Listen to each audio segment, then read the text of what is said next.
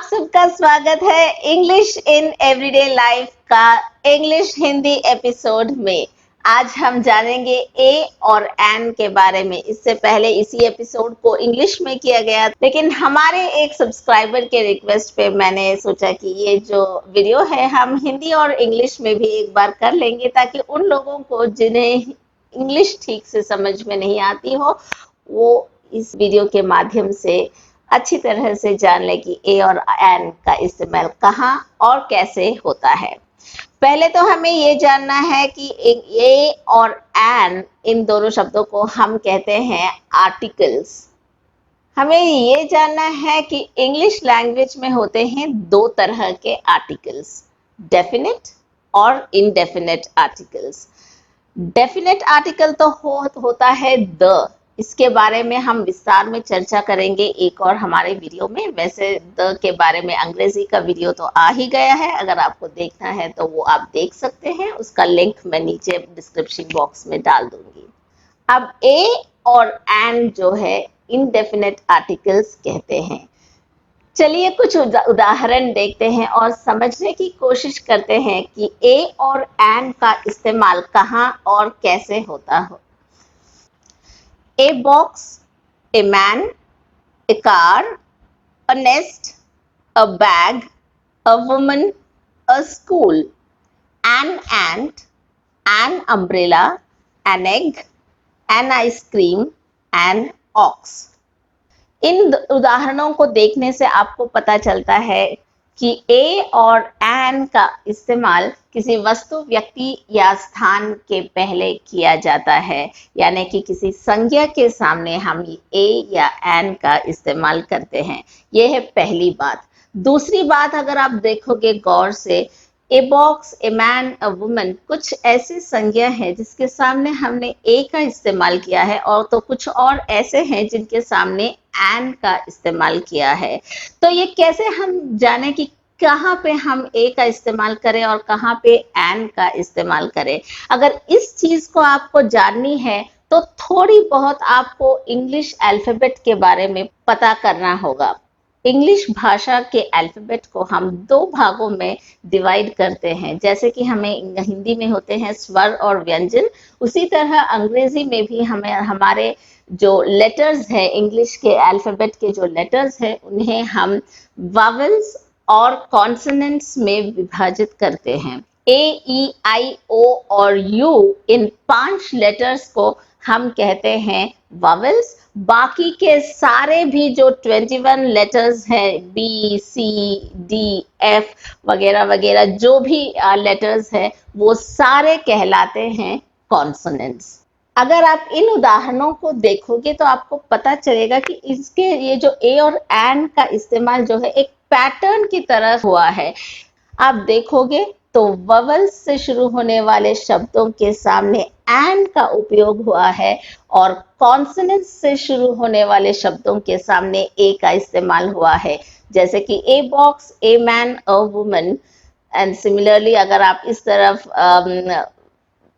Vowels के words को देखोगे, जैसे कि an aeroplane, an egg, an, so ये जो होता है an orange and so on.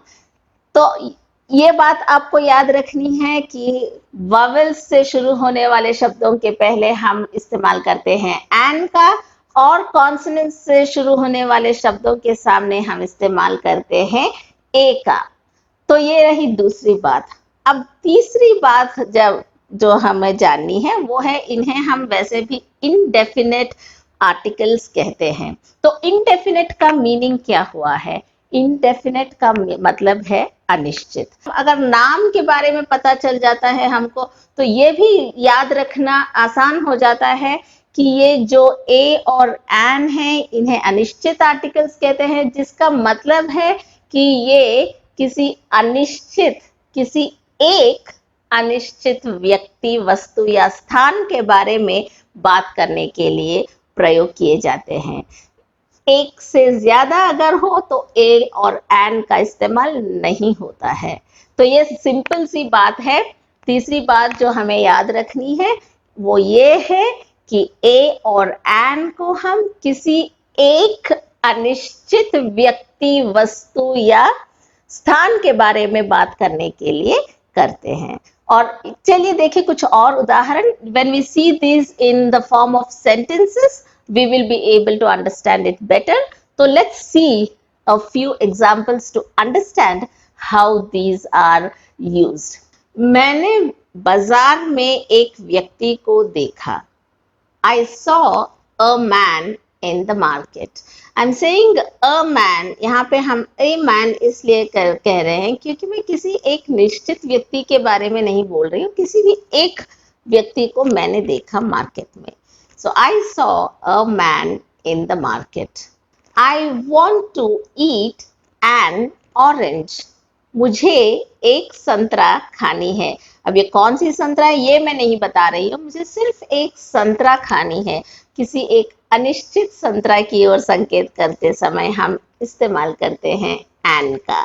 यानी कि यहाँ पे ऑरेंज जैसे आप देख रहे हो, ऑरेंज शुरू होता है ववल से, इसलिए हमने यहाँ पे एन का इस्तेमाल किया है। Moving on to the next example. मैंने सड़क पर एक गाड़ी देखी। I saw a vehicle on the road. I saw a vehicle on the road. यहाँ पे vehicle जो है consonants से शुरू होता है, यानी कि V से शुरू होता है, इसलिए इसके सामने हमने इस्तेमाल किया है A का। Similarly, an apple a day keeps the doctor away. हर रोज एक एप्पल खाने से आप डॉक्टर को दूर रख सकते हो, यानी कि आप हेल्दी रह सकते हो। क्योंकि एप्पल यहाँ पे एक स्वर से शुरू हो रहा है, because A is a vowel and apple starts with A, we have used an before apple. अगर आप देखोगे इस एक्सप्रेशन का, an apple a day keeps the doctor away expression को अगर आपको वर्ड टू वर्ड ट्रांसलेट करना है तो आप कैसे करोगे? एक एप्पल एक दिन आपको डॉक्टर से दूर रखेगा। क्या ये does it even make sense? जब भी आप ट्रांसलेट करते हो किसी एक एक्सप्रेशन को एक लैंग्वेज से दूसरी, एक भाषा से दूसरी भाषा से जब आप अनुवादित करते हो, ट्रांसलेट करते हो, तो ये जरूर याद रखिए कि आप इसे वर्ड टू वर्ड न ट्रांसलेट करें। कभी कभी तो वर्ड टू वर्ड ट्रांसलेट करने से फिट हो जाता है, मीनिंग ठीक ठाक लग जाता है, लेकिन अक्सर ये होता है कि हर भाषा की अपनी ही एक व्याकरण होती है, अपनी ही एक शैली होती है। अगर आप वर्ड टू वर्ड ट्रांसलेट करना चाहोगे तो बहुत ही अजीब लगेगा।